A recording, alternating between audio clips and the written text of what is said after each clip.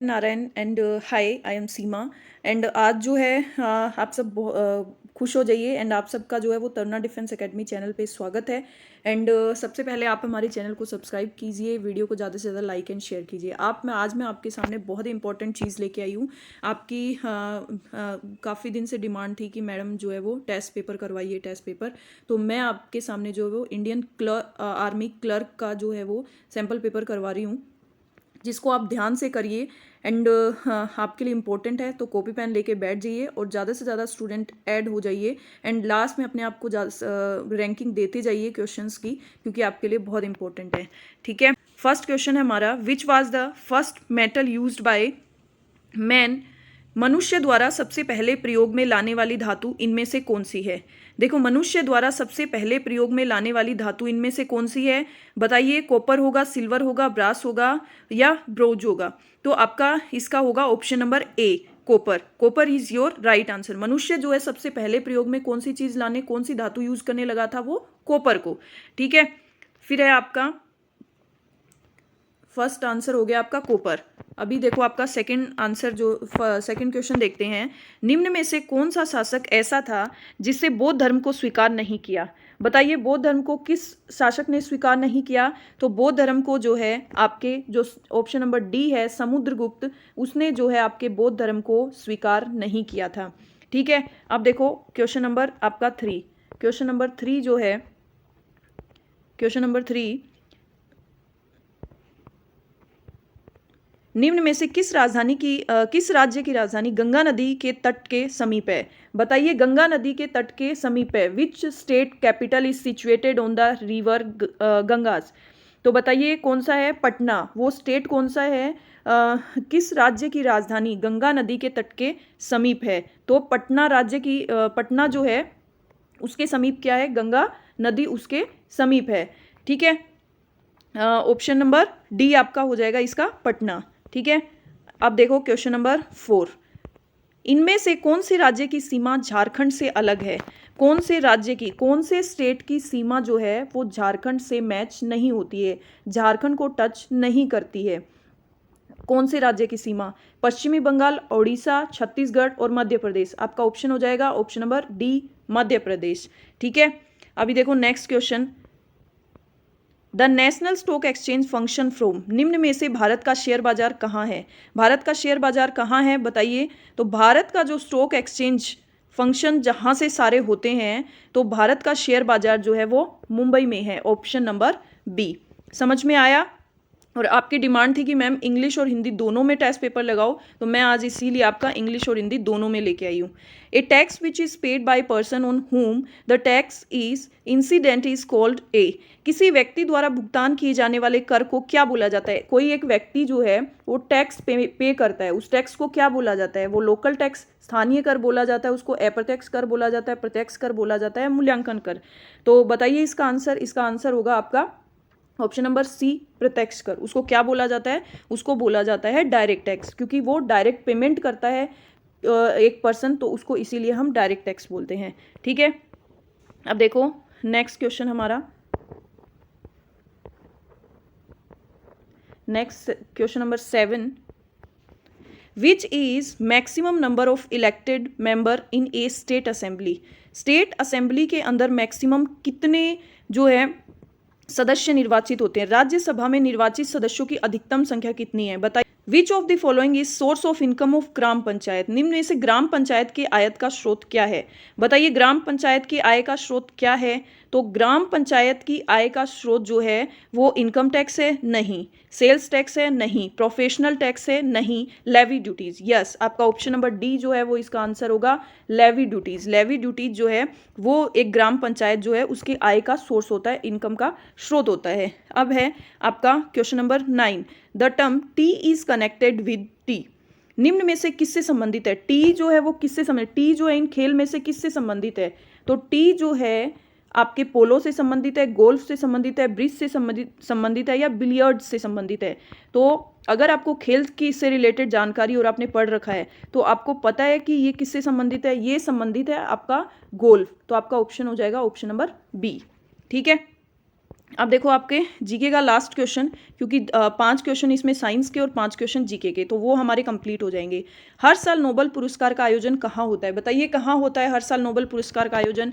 Nobel पुरस्कार का आयोजन होता है स्टॉकहोम में। कहाँ पे होता है? स्टॉकहोम में। ठीक है, अब देखो, अब जो है आपके ये तो हो गया। अब आपके आता है इंग्लिश का पोर्शन। इंग्लिश का पोर्शन जो है वो बहुत इंपॉर्टेंट है, क्योंकि इंग्लिश में इसमें आपके 20 क्वेश्चंस आते हैं और हर क्वेश्चन 2 मार्क्स का आता है, तो इसलिए आपके जो है वो इंग्लिश के क्वेश्चन जो है वो ज़्यादा इंपॉर्टेंट है। तो इंग्लिश का सेक्शन जो है वो ध्यान से समझिएगा। ठीक है, देखो फर्स्ट आपके क्या है इंग्लिश में, some parts of the sentence have error and some are correct.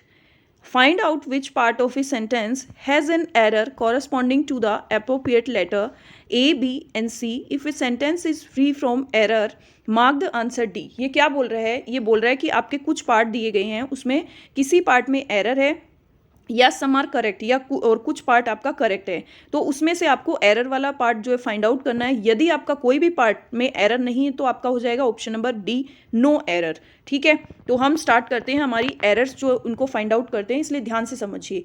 Supposing if it rains what shall we do? No error. ये बोल रहा है कि सपोजिंग इफ, आप सपोज करिए यदि बारिश होती है तो व्हाट शैल वी डू, कि हम क्या करें, या नो एरर। तो बताइए इसमें कौन सा होगा? अगर आपको समझ आ रहा है तो, नहीं आ रहा है तो स्क्रीन पे देखो। देखो सपोजिंग इफ, इसका है ऑप्शन नंबर ए जो है वो रॉन्ग होगा। क्यों? आपके यहाँ पे आएगा, क्या आएगा यहाँ पे? यहाँ पे आएगा आपके सपोज आएगा, SUPPOSE, बिकॉज सपोज, सपोजिंग की जगह आएगा आपका सपोज। क्यों आएगा? क्योंकि सपोज जो है, सपोज अगर हम किसी से कोई अचानक कुछ ऐसा घटित होने वाला है उसके बारे में हम किसी को बोलते हैं, तो वहाँ पे आपका सपोजिंग नहीं आता, वहाँ पे आपका सपोज। जब आप कुछ अनुमान लगाते हो किसी चीज़ का, कि आप किसी को बोल रहे हो कि मुझे ऐसे लग रहा है कि बारिश आने वाली है, तो उसका मतलब होता है कि वहाँ पे आप अनुमान लगा रहे हो, इसलिए वहाँ पे ऑलवेज यूज़ करो आप सपोज, नॉट सपोजिंग। इसलिए आपका जो एरर का पार्ट हो जाएगा वो हो जाएगा ऑप्शन नंबर ए। अब देखो 12 नंबर क्वेश्चन देखते हैं। 12 नंबर क्वेश्चन में क्या है? देखो, the captain along with his team are practising very hard for the forthcoming match, no error. ये बोल रहा है कि कैप्टन जो है वो अपनी टीम के साथ बहुत हार्ड वर्क कर रहा है for the forthcoming match, जो उसके आने वाले मैचेस हैं उसके लिए। फोर्थ कमिंग मीन्स आने वाले, तो captain along with his team. देखो इसके अंदर जो है आपके एक कैप्टन सब्जेक्ट हो गया। देखो एक तो आपके कैप्टन सब्जेक्ट हो गया, इसमें क्या हो गया? देखो एक तो कैप्टन सब्जेक्ट हो गया और एक हो गया हिज टीम, उसकी टीम। तो जब भी दो सब्जेक्ट आप ज्वाइन होते हैं, तो दो सब्जेक्ट जो है अलोंग विद से ज्वाइन हो रहे हैं ना, द कैप्टन और हिज टीम, दो सब्जेक्ट हो गए। तो जब दो सब्जेक्ट आपके ज्वाइन होते हैं तो जो हेल्पिंग वर्ब है वो हमेशा फर्स्ट सब्जेक्ट के हिसाब से आती है, और फर्स्ट सब्जेक्ट आपका सिंगुलर है, द कैप्टन। तो यहाँ पे आपका आर रोंग है, आर की जगह आपका यहाँ पे इज आएगा। ठीक है, समझ गए? जब भी दो सब्जेक्ट ज्वाइन हो तो फर्स्ट सब्जेक्ट के हिसाब से आपकी हेल्पिंग वर्ब आती है, इसलिए हेल्पिंग वर्ब यहाँ पे आर नहीं आएगी, इज। इसलिए इसका आंसर हो जाएगा ऑप्शन नंबर बी, जो है वो आपका इनकरेक्ट है। अब देखिए 13 number question. It was him who came running in to the classroom. वह क्लासरूम में दौड़कर आ रहा था। ठीक है, दौड़कर आया या दौड़कर, तो who came running in to the classroom. हमेशा देखो यहाँ pay him, it was him, ये एक सब्जेक्ट है, एक ही व्यक्ति की बात हो रही है, इसलिए ये हिम जो है वो क्या हो गया आपका? नॉमिनेटिव केस हो गया। नॉमिनेटिव केस के अंदर हमेशा जो है क्या यूज होता है आपका? सब्जेक्ट यूज होता है, ना कि प्रोनाउन यूज होता है। इसलिए यहाँ पे जो है वो क्या हो जाएगा? It was he. इसलिए यहाँ पे क्या यूज हो गया? इट वॉज ही यूज होगा, आपका हिम यूज नहीं होगा। ठीक है, क्योंकि एक ही पर्सन की बात हो रही है और सब्जेक्ट है, तो सब्जेक्ट नॉमिनेटिव केस हो गया, इसलिए यहाँ पे आपका हिम की जगह आएगा ही, कि वह क्लास में दौड़ता हुआ आया। ठीक है, अब देखो थर्ड क्वेश्चन, 14 नंबर क्वेश्चन करते हैं हम। The captain of Yemen is situating 2190 metre above the sea level, no error। ये बोल रहा है कि द कैप्टन ऑफ येमन, जो कैप्टन ऑफ येमन है, इस सिचुएटिंग, वो स्थित हैं, रहते हैं 2190 metre above the sea level, sea level से 2190 मीटर अबोव रहते हैं, ऊपर। तो the captain of Yemen is, यहाँ पे सिचुएटिंग की जगह आएगा आपका सिचुएटेड, SITUATED। एक सेकेंड, यहाँ पे आएगा आपका SITUATED, सिचुएटेड। ये एक पैसिव केस है, इसलिए यहाँ पे आपका क्या आएगा, सिचुएटेड आएगा। जो कैपिटल है यमन, वो कहाँ स्थित है, कहाँ, 2190 metre above the sea level. Sea level समुद्र का जो लेवल है, तल है, उससे 2190 मीटर ऊपर। तो इसका हो जाएगा ऑप्शन नंबर बी जो है वो आपका, इसमें आपके एरर हो जाएगी। अब देखिए question number 15, Ram was senior to Sam in college. देखो, और नो एरर, इसके अंदर आपको कोई एरर दिख रही है, राम जो है वो सैम का कॉलेज में सीनियर था, तो इसमें कोई एरर नहीं है, इसलिए आपका ऑप्शन नंबर डी जो है वो इसका राइट आंसर हो जाएगा, नो एरर। ठीक है, समझ में आया। अब देखो इंग्लिश का हम हमारा नेक्स्ट सेशन चलते हैं, नेक्स्ट जो पार्ट है, नेक्स्ट पार्ट है इंग्लिश का हमारा। In this case sentences are given with blank to filled in with an appropriate words. 4 alternatives are suggest for each questions.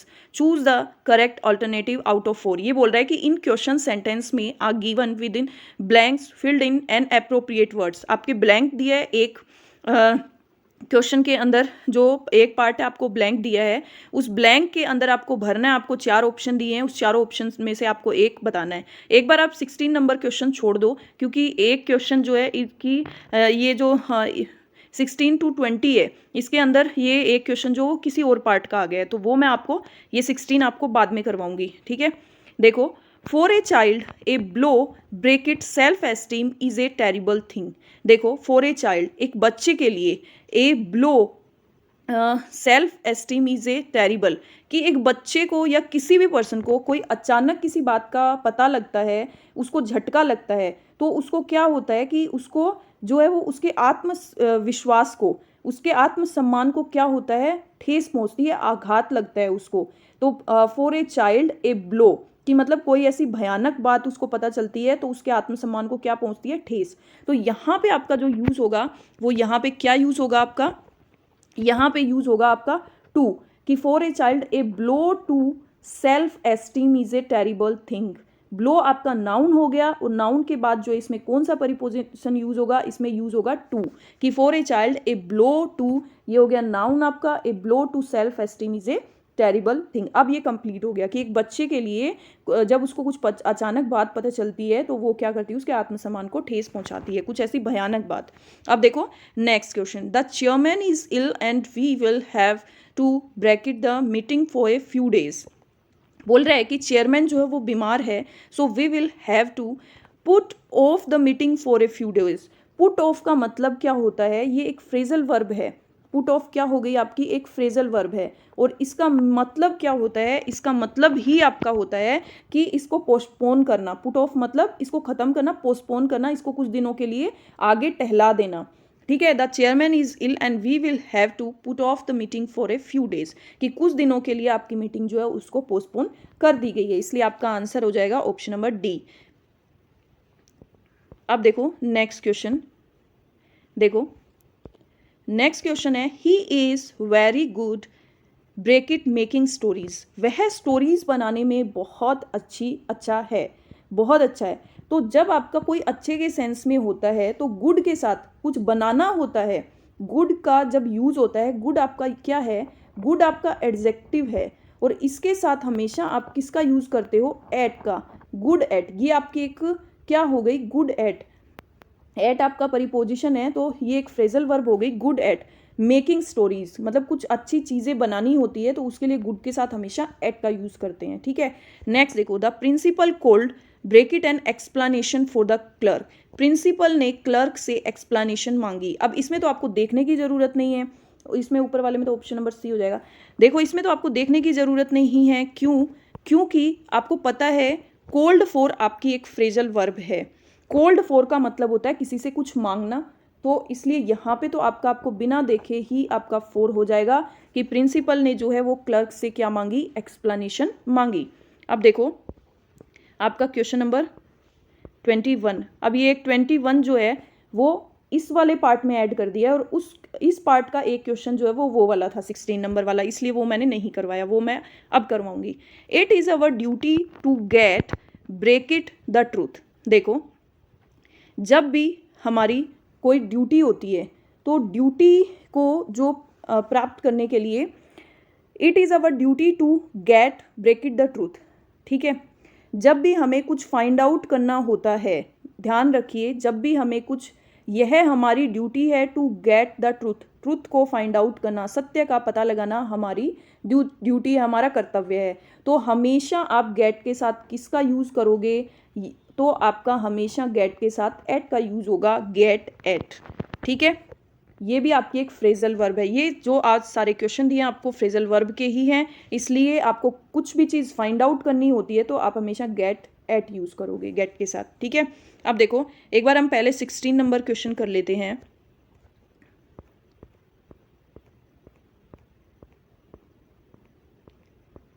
देखिए, ये पहले मैं ये बता दूं कि ये है क्या। इन this question choose the alternative which can substituted from the given words. आपको एक वर्ड्स दिया है, एक सेंटेंस दिया है, उस सेंटेंस का आपको सब्सटीट्यूट बताना है कि हाँ, कि इस क्वेश्चन का एक और सब्सटीट्यूट, मतलब उस क्वेश्चन का क्या आंसर होगा, क्या उसका मतलब उस जैसा ही क्या होगा। ठीक है, हमें उसका पूछेगा कि ये चीज़ जो है इसको क्या कहते हैं, तो हमें बताना है कि हाँ, हम जैसे चाय कॉफ़ी का सब्सटीट्यूट होता है ना, चाय को अगर आपको पूछे तो आप क्या बोलोगे, चाय का सब्सटीट्यूट क्या होता है, कॉफ़ी। तो इसी तरह आपको पूछा जाएगा। तो इस क्वेश्चन देखो 16 करवा देती हूँ पहले। A place where birds are kept, एक वो प्लेस, वो जगह जहाँ पे पक्षियों को रखा जाता है। तो पक्षियों को कहाँ रखा जाता है, तो इसका होगा आपका ऑप्शन नंबर ए, एपीरेरी। एपीरेरी मतलब एक चिड़ियाघर, पक्षीशाला, जहाँ पे क्या करा जाता है, आपके पक्षियों को रखा जाता है, पक्षीशाला, पक्षीशाल मतलब जहाँ पे आपके पक्षियों को रखा जाता है उसको क्या बोला जाता है, एपीरेरी। क्या बोला जाता है, एपीरेरी।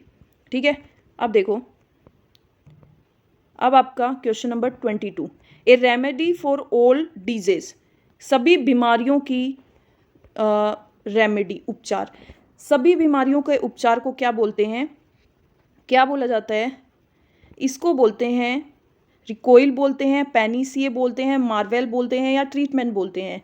तो इसको बोलते हैं option number B, option number B, क्या बोलते हैं, पैनसीए। पैनसीए, सब बीमारियों का उपचार जो होता है वो ये एक ही दवाई होती है, इस एक दवाई से सब बीमारियों का उपचार होता है, ये है पैनसीए। ये एक रामबाण इलाज है, पैनसीए। ठीक है, देखो, a man who waste his money on luxury, एक पर्सन जो है वो अपने पैसों को लग्जरी में, अपने ऐशो आराम में वेस्ट करता है, बर्बाद करता है, उसको क्या बोलते हैं, एक्सटेम्पोर, एक्स्ट्रावेगेंट, न्यूम और सर्ज। तो इसको क्या बोलते हैं, एक्स्ट्रावेगेंट। एक्स्ट्रावेगेंट मतलब फिजूल खर्ची।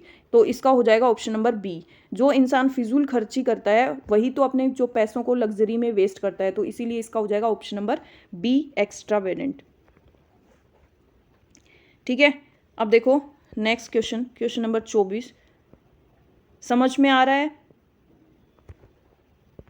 Custom of having many wifes, custom of having many wifes, जो एक से ज़्यादा वाइफ्स रखता है, मतलब एक से ज़्यादा लड़कियों से शादी करता है, वाइफ्स जिनके रिवाज होता है, उसको क्या बोलते हैं, उस रिवाज को क्या बोलते हैं, उस रिवाज को बाईगैमी बोलते हैं, मोनोगैमी बोलते हैं, पॉलीगैमी बोलते हैं, या मैट्रीमोनी बोलते हैं। उसको बोलते हैं जो एक आदमी एक से ज़्यादा वाइफ्स रख सकता है, उस कस्टम को बोलते हैं पोलीगैमी, बहुविवाह। उसको क्या बोलते हैं, बहुविवाह। ठीक है, अब देखो next question, one who know many language, कोई एक आदमी जो बहुत सारी लैंग्वेज जानता है, इसको पोलीगैमी बोलते हैं, पॉपुलर बोलते हैं, पैंसिए बोलते हैं, या पॉलीगॉट बोलते हैं। तो आपको पता ही है, जो एक लैंग्वेज, एक से ज़्यादा लैंग्वेज बोलते हैं उसको क्या बोलेंगे, बहुभाषी, पोलीगैमी, उसको क्या बोलेंगे, पोलीगैमी। तो आपका ऑप्शन नंबर डी जो है वो आपका आंसर हो जाएगा।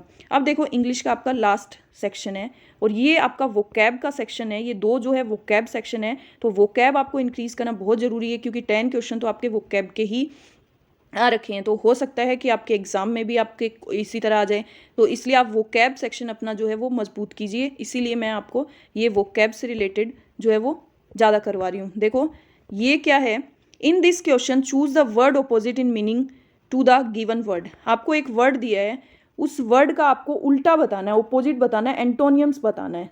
ठीक है, उस वर्ड का क्या अर्थ है, उससे आपको उस अर्थ का उल्टा मीनिंग बताना है। ठीक है, अब देखो क्वेश्चन नंबर 16, प्लॉजिबल।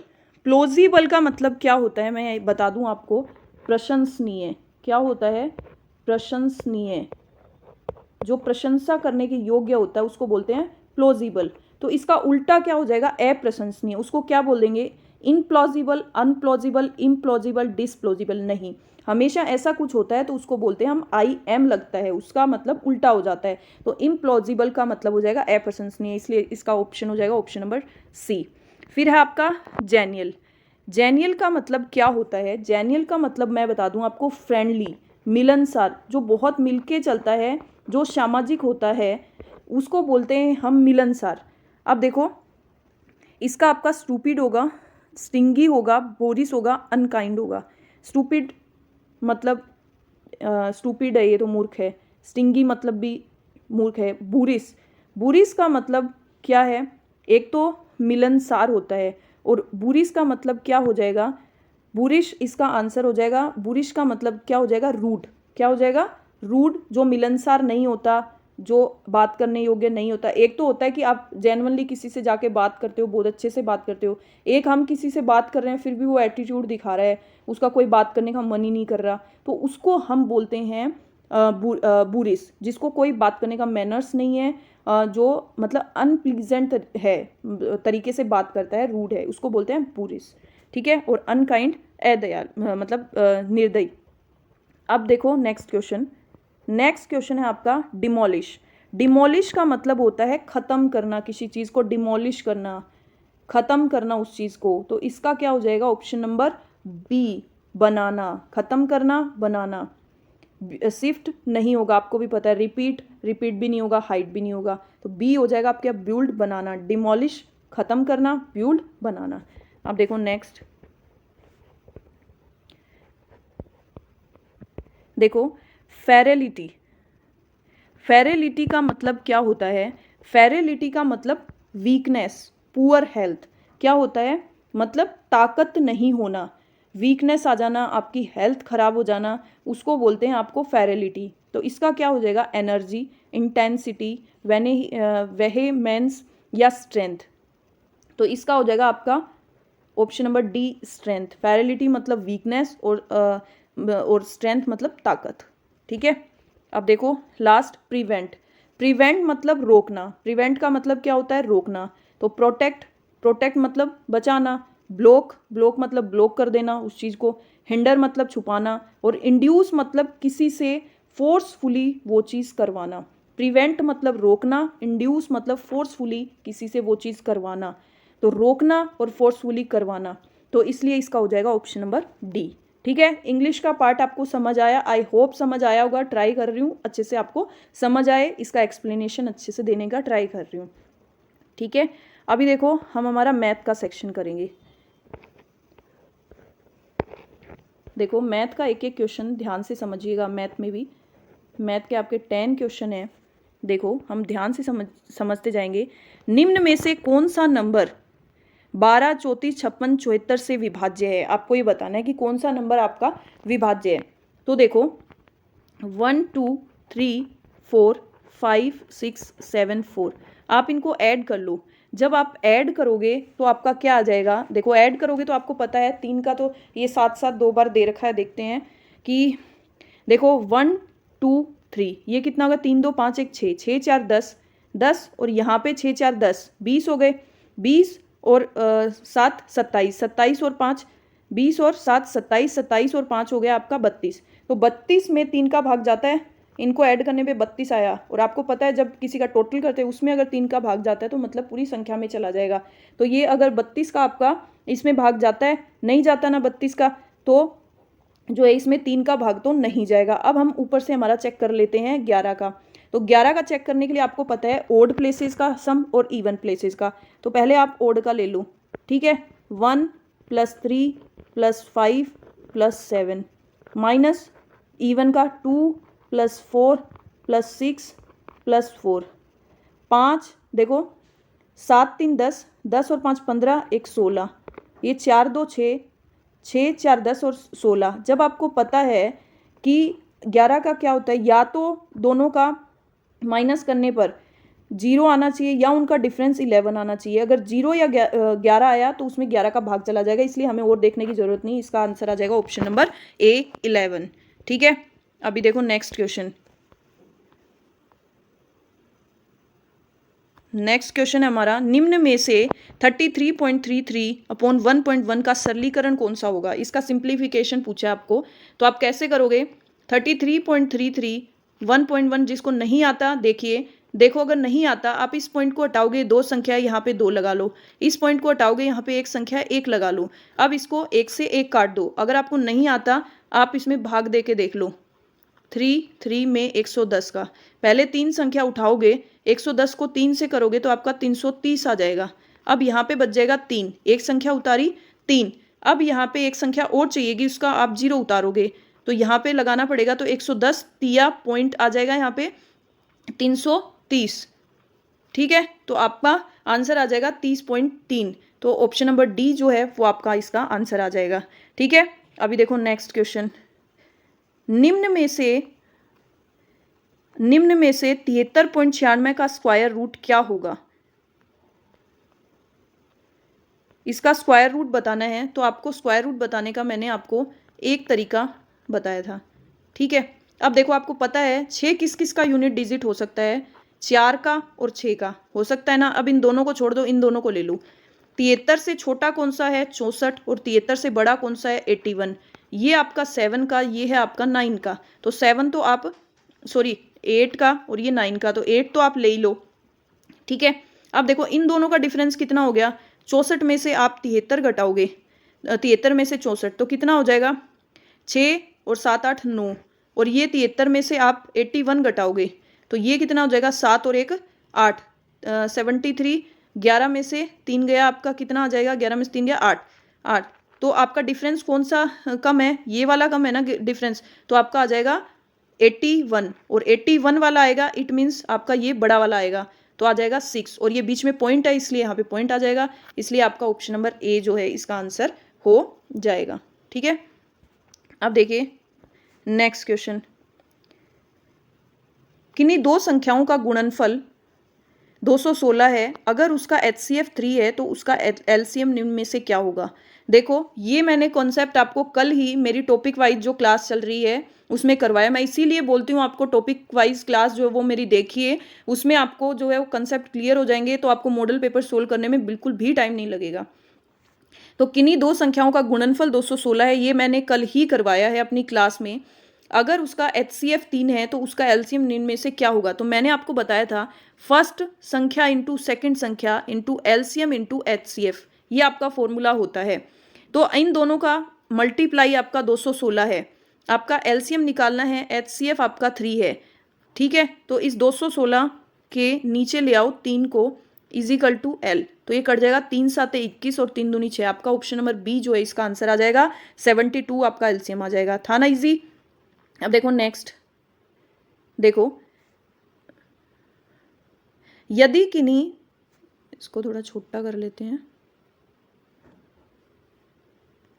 देखो यदि किन्हीं the average of 67 values is 35, if in each of these values 4 is added, the average of the new values will be, ये बोल रहा है यदि किन्हीं 67 अंकों का औसत 35 है, ये 67 है और ये आपका 35 है, और हर एक अंक में यदि आप 4 जोड़ देते हो तो नए अंकों का औसत क्या होगा।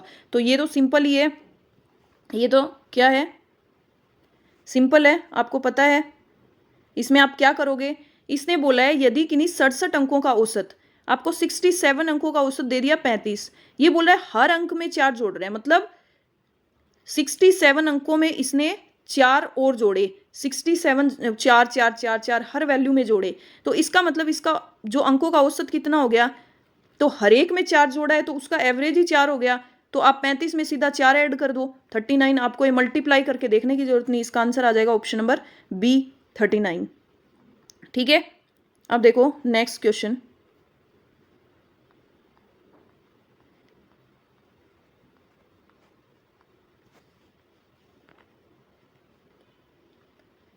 देखो, एक दिन से what is the ratio between 1 hour to 1 day. एक इसमें जो है एक दिन से 1 घंटे का, हिंदी में तो एक दिन से 1 घंटे का दे रखा है और इंग्लिश में 1 घंटे 1 आवर टू 1 डे, इसलिए इसमें ऑप्शन नंबर देखो 1 घंटे में तो एक आ जाएगा और टू 1 डे, एक दिन में कितने घंटे होते हैं 24, तो इसका आंसर इंग्लिश के हिसाब से ये हो जाएगा और हिंदी के हिसाब से एक दिन में 24 और 1 घंटे में 1, तो इसका ऑप्शन नंबर सी और डी, हिंदी के इंग्लिश के हिसाब से ऑप्शन नंबर सी दे रखा है इसने और हिंदी के हिसाब से ऑप्शन नंबर डी, इसलिए आप दोनों ही राइट कर सकते हो बट एग्जाम में ऐसी मिस्टेक नहीं आएगी। ठीक है, अब देखो क्वेश्चन नंबर 37, 6 को दशमलव में बदलने पर क्या होगा। कन्वर्ट 6 इंटू 8 डेसिमल, 6 को आप डेसिमल में चेंज कीजिए 6% को, तो परसेंट को हमेशा आप ऐसे लिखते हो, तो जब आप परसेंट को ऐसे लिखते हो तो ये क्या हो जाएगा, आपको पता है हमेशा 2 जीरो यहाँ पे कब लगती है, जब यहाँ पे 2 संख्या होती है, तो आपका आंसर आ जाएगा 0.06। ठीक है, अगर आपको नहीं आता है तो मैं आपको इसको भाग दे के दिखाती हूँ। देखो आपका 60 यहाँ पे 0, एक जो आपने 0 लिया उसका आपका पॉइंट लग गया, आपने 1 0 और लेना पड़ेगा क्योंकि इसमें भाग नहीं जाता, 1 0 लिया फिर आपको 6 बार पूरा भाग चला गया, इसलिए इसका आंसर आ जाएगा ऑप्शन नंबर बी 0.06। ठीक है, अब देखो, यदि एक आदमी एक खिलौने को 100 रुपये में खरीदता है, देखो आपको समझ नहीं आएगी ये वैल्यूज, मैं छोटा कर देती हूँ। A man busy buys a toy for range 100 and sells it for range 150, then his gain %। ये बोल रहा है कि एक आदमी जो एक खिलौने को 100 रुपये में खरीदता है और उसको 150 रुपये में बेच देता है, तो उसका प्रॉफिट परसेंटेज क्या होगा। तो आपको पता है कि प्रॉफिट परसेंटेज हमेशा आप किस पे निकलता है, प्रॉफिट परसेंटेज जो है वो हमेशा परचेज प्राइस पे निकलता है, इसलिए आपकी सेल हो गई 150 रुपये और परचेज हो गई आपकी 100 रुपये, तो आपका प्रॉफिट कितना हो गया 50 रुपये, और ये आपको पता है हमेशा परचेज प्राइस पे निकलता है, तो डिवाइड बाय 100, 100 तो परसेंट का आया और 100 आपकी परचेज प्राइस, इसलिए कट गया और आपका परसेंट आ गया 50%। ठीक है, तो आपका कितना परसेंट प्रॉफिट हुआ उसको 50%। अब देखो नेक्स्ट क्वेश्चन, अब देखो 8% की साधारण ब्याज दर से कितने साल में 7500 रुपये दुगने हो जाएंगे। 7500 रुपये जो है वो डबल हो जाएंगे, मतलब 7500 पे 7500 का ब्याज। ठीक है, तो पहले हम 7500 का 8% इंटरेस्ट निकालते हैं, कितना है ना, ये बोल रहा है कि कितने साल में जो 7500 है उसका डबल हो जाएगा, मतलब 15,000 रुपये हो जाएगा। तो 7500 तो है, मतलब 7500 ब्याज लगा है उसका, तो हमने उसका जो है 1 साल का ब्याज हो गया 75 इंटू 8, तो हम क्या करेंगे 7500 में 75 इंटू 8 का भाग दे देंगे, तो हमें पता चल जाएगा कितने साल में 7500 जो है वो उसका ब्याज लगेगा और वो दुगना हो जाएगा। बात एक ही है, तो उसको 7500 ये कट किया 100 बार, और अब 8 को 100 से काटेंगे तो 8 एकम 8, फिर यहाँ पे 2 बच गया 20, 8 दूनी 16, फिर 4 बच गया 8 पंजे 40, ऑप्शन नंबर सी 12.5। ठीक है, समझ में आ रहा है। अब देखो नेक्स्ट और मैथ का लास्ट क्वेश्चन, समझ में आया आई होप। देखो 63 किलोमीटर पर आवर को मीटर प्रति सेकंड में बदलें। जब आपको पता है किलोमीटर से मीटर में चेंज करते हैं तो आप क्या लिखते हो, आपको लिखना पड़ता है 5/18। जब आप बड़े से छोटे में चेंज करते हो तो आपको लिखना पड़ता है 5/18। अब देखो इसको काट लो आप, 63 को पहले 5 से मल्टीप्लाई कर लो, 5 दिए 15 और 5 के 30 और 1 31, इसको 18 से डिवाइड किया। अब देखो 18 एकम 18, 18 एकम 18, अब 31 में से आप 18 लेस कर लो, 11 में से 8 गया, 9 10 11, 3 2 में से 1 गया 1, और यहाँ पे आपके आ गया 5, तो 18 सातू क्या होता है, 7 8 56, 7 एकम 7 और 7 5 12, 18 सातू 126। अब बच गया कितना आपका 4 5 4 9, 9 बच गया। अब पॉइंट लगा देंगे, यहाँ पे 0 आ जाएगा, तो 18 5 90, आपका ऑप्शन आ जाएगा ऑप्शन नंबर बी 17.5। आपका मैथ का पोर्शन भी कंप्लीट हो गया। आई होप समझ आया होगा, आप लोगों के बहुत सारे क्वेश्चन सही भी हुए होंगे और आप बहुत अच्छी पोजीशन पे स्टैंड करते हो, और आई होप आप एग्ज़ाम क्लियर कर पाओगे और डेफिनेटली कर पाओगे। अब देखो हमारा कंप्यूटर का जो सेक्शन है वो करते हैं हम 40।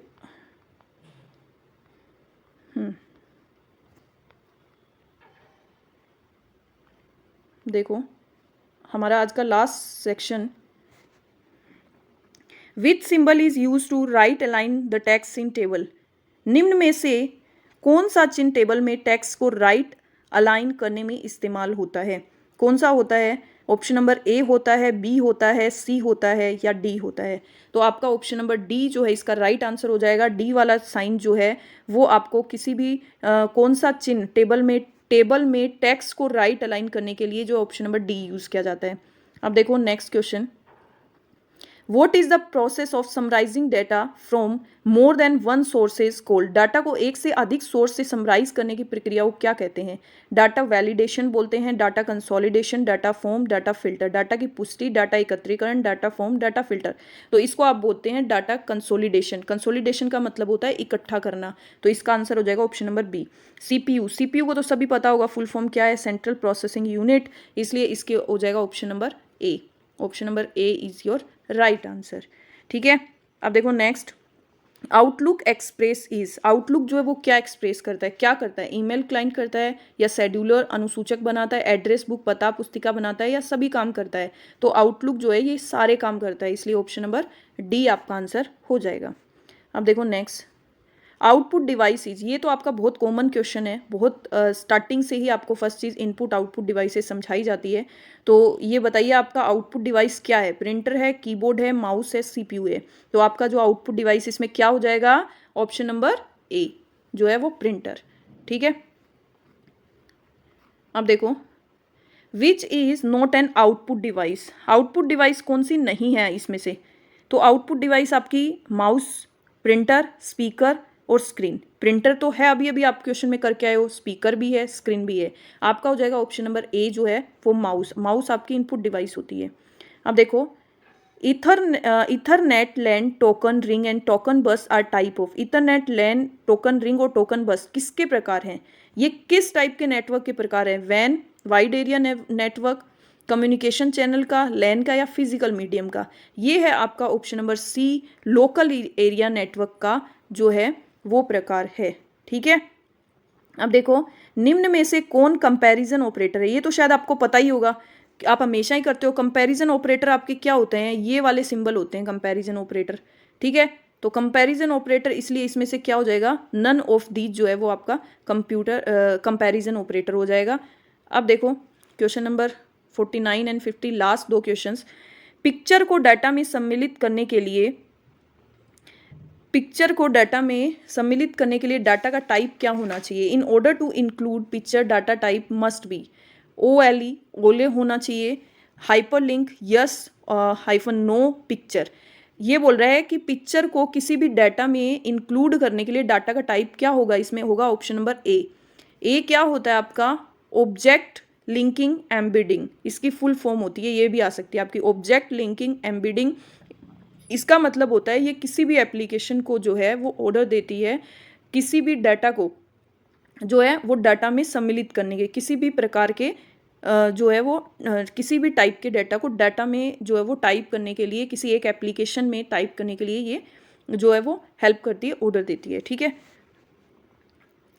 अब देखो लास्ट क्वेश्चन, कौन सी टेबल में पाइवोट टेबल कमांड मिलती है? In which table we find the pivot table command. Pivot table command किस में मिलती है? तो इसका हो जाएगा ऑप्शन नंबर बी, डाटा जो कमांड पाइवोट टेबल जो डाटा कमांड में मिलती है, डाटा की जो टेबल होती है उसमें मिलती है।